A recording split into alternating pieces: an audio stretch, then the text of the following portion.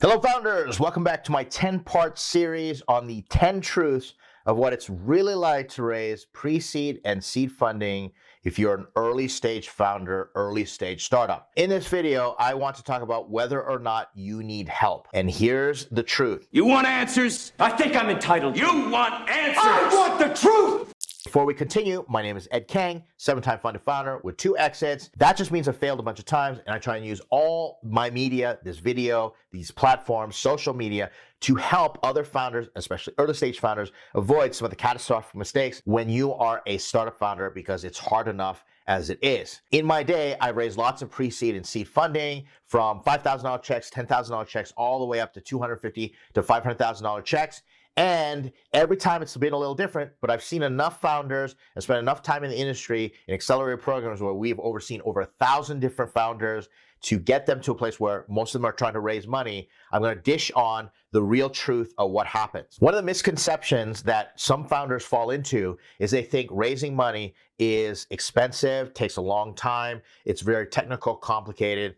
That is simply not the truth. I've been able to raise money just in a coffee conversation with a quick contract. This is one of the things that Y Combinator has contributed. It's been one of the innovations from Y Combinator. YC came out with their SAFE agreement, simple agreement for future equity, and it's just made it easy to just download a contract, sign it, and get to the races. I've used templates before. It just hasn't been costly. I don't need a lawyer. We just agree and go from there. And when the money starts to get there in terms of a higher amount, and you have to deal with subsequent rounds, cap tables that are more complex, of course, then you want to be using lawyers. But then there are a certain amount of founders that think to themselves, I need help, and they go out and spend money on their fundraise. And I can see spending money if you're raising a certain amount after you have already raised. If you have not raised pre-seed or seed funding, do not go and get help. There are multiple reasons for this. First of all, you don't have the money. I'd rather see you put the money into developing yourself as a founder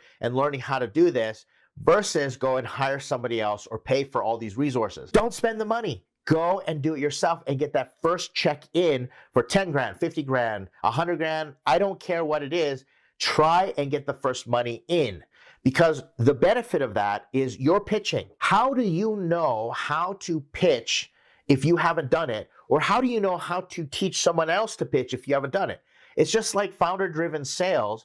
Always do founder-driven sales first. I can't tell you the number of founders that I know that are scared to sell and don't think they're good enough to sell. And what they do is they try and hire an expensive salesperson who promises them the world, and then they end up wasting their money, not realizing that it takes 3 months alone for a salesperson to get the momentum going, especially if you're trying to sell something like a startup that's never been done before, never been seen before, to people who don't know who you are in some type of disruptive or innovative manner that's going to make them change their behaviors and move away from something they're used to. You think a salesperson is going to come and start selling that on day 1 or even month 1?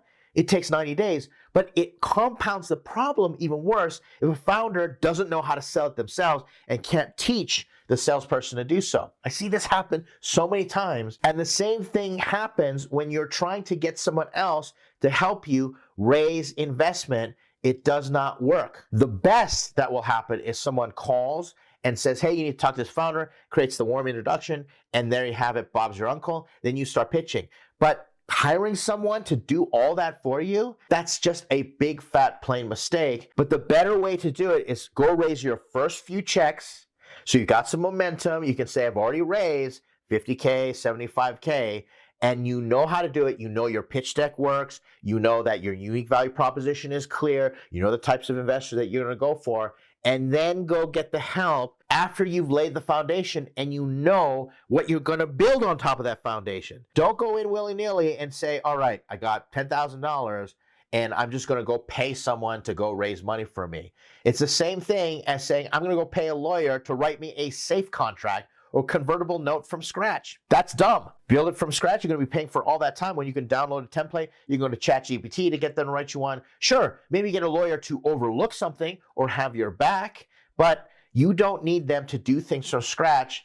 The same way for you, you start from step number 1. This is your action item. The best founders or high-performing executives, because I do executive coaching as well, I teach them to think to themselves, what do I need to get done? focus on it, and then who can I steal 10,000 hours from? Who has put in the 10,000 hours that you can learn from?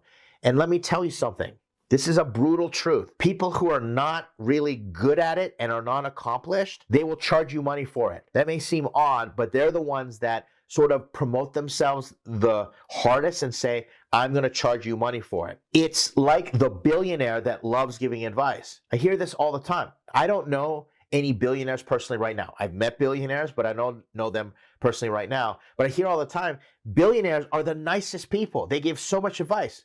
Why? They've already made billions. They don't need to charge you $200, $2,000, or $200 an hour for it. They've already made their billions. They just love helping other people because they've been there, they've done that, and they don't need your money to continue to be there and do that. That's just the truth.